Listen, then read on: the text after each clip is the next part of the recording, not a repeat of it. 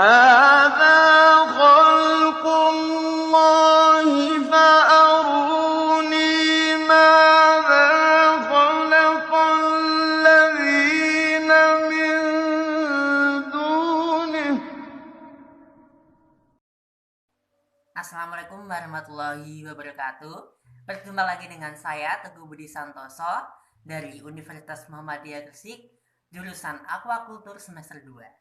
Yang kali ini saya tidak akan sendiri karena saya akan ditemani oleh 3 rekan saya. Yang pertama adalah Hendra Setiawan Haryanto, Muhammad Yusuf Asnani, dan juga Cevi Fembriani. Kami akan mendiskusikan hasil kerja kelompok kami dengan judul Ekosistem Laut yang diampu oleh Bapak Zainul Mutakin, SSI, MSI. Untuk lebih jelasnya, yuk simak penjelasan kami. Selanjutnya kita akan membahas tentang ekosistem air laut. Pengertiannya adalah ekosistem air laut adalah ekosistem bahari yang berada di perairan laut yang umumnya terdiri dari ekosistem perairan dalam, ekosistem pantai, dan ekosistem pasang surut. Di dalam ekosistem laut ini terdapat 50% dari oksigen yang dihasilkan di bumi berasal dari laut yang dihisap oleh organisme di laut. Kemudian ekosistem laut yang terdiri di pantai itu merupakan ekosistem yang paling produktif di bumi. Dan ada pula ekosistem dari terumbu karang yang di mana di situ terdapat tempat penyedia makanan dan juga sebagai tempat berlindung dari organisme yang hidup di air laut. Kemudian di sana juga terdapat ekosistem yang pada umumnya digunakan sebagai keanekaragaman hayati yang tingkat tinggi dan sebagai tempat invasif. Untuk ciri-cirinya, yang pertama adalah memiliki salinitas tinggi, semakin mendekati khatulistiwa semakin tinggi. Yang kedua, NaCl mendominasi mineral ekosistem laut hingga mencapai 75%. Yang ketiga, iklim dan cuaca tidak terlalu berpengaruh pada ekosistem laut. Yang keempat, ada memiliki variasi perbedaan suhu di permukaan dengan di kedalaman.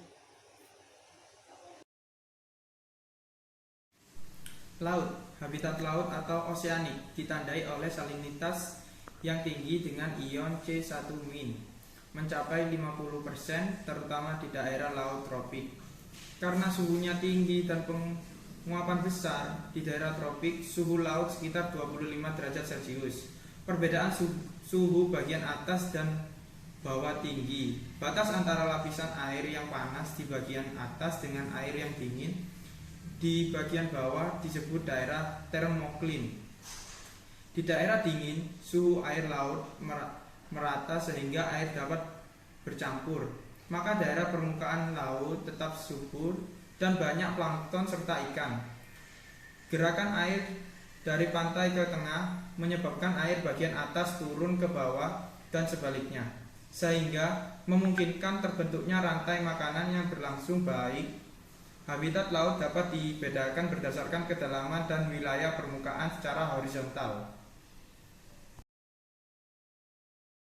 Menurut kedalamannya, ekosistem air laut dibedakan menjadi 4. Yang pertama, A. Litoral merupakan daerah yang berbatasan dengan darat. B. Netritik merupakan daerah yang masih dapat ditembus cahaya matahari sampai bagian dasar dalamnya kurang lebih 300 meter. C. Batial merupakan daerah yang di dalamnya berkisar antara 200 sampai 2500 meter. D. Abisal merupakan daerah yang lebih jauh dan lebih dalam dari pantai 1500 sampai 10.000 meter.